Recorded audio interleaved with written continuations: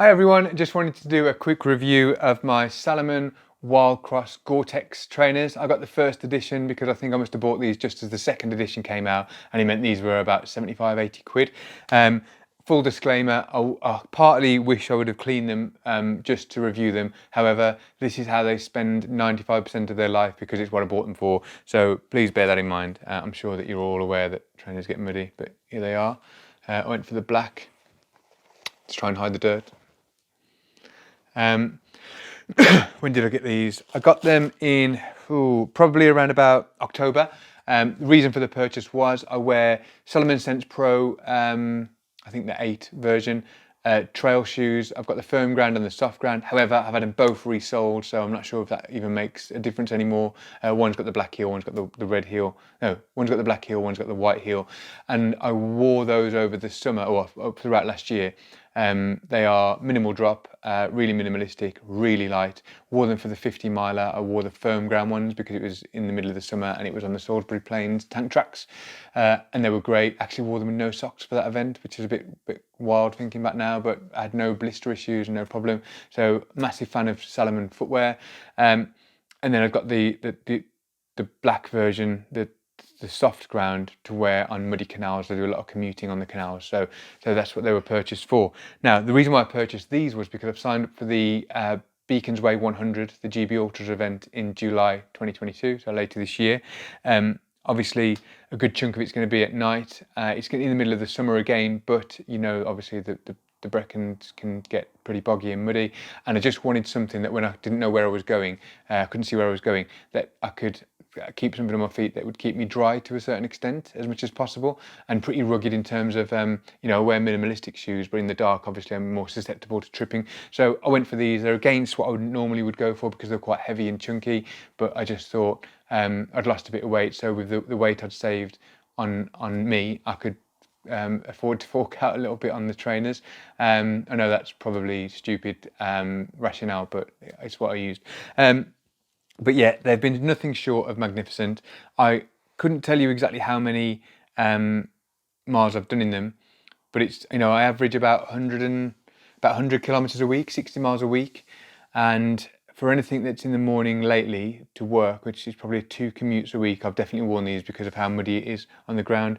And you can see the lugs are pretty aggressive and they're still pretty good.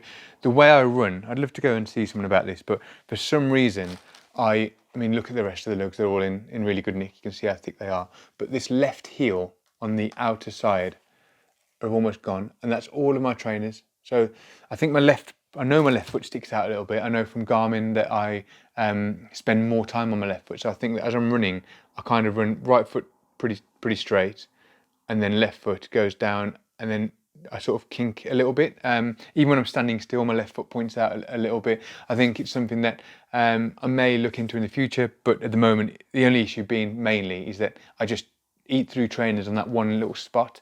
So yeah, I could probably, when I get to the point where they're almost bare, I probably, if I went and got some corrective coaching, I could probably make them last even longer because if I could just avoid the extra wear in that section. But more about the trainers. They're really bulky, really robust. There's so many times I've kicked roots in the morning on the canal or stepped into a bit of raised concrete or whatever near the locks and not felt a thing.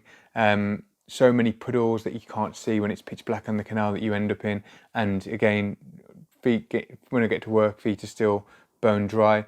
They're just spectacular. I mean, I don't have to mess with the laces. Are obviously these Salomon innovative, you know, pull cord laces that sits away nicely, as you just saw, into the tongue there, and doesn't get in your way.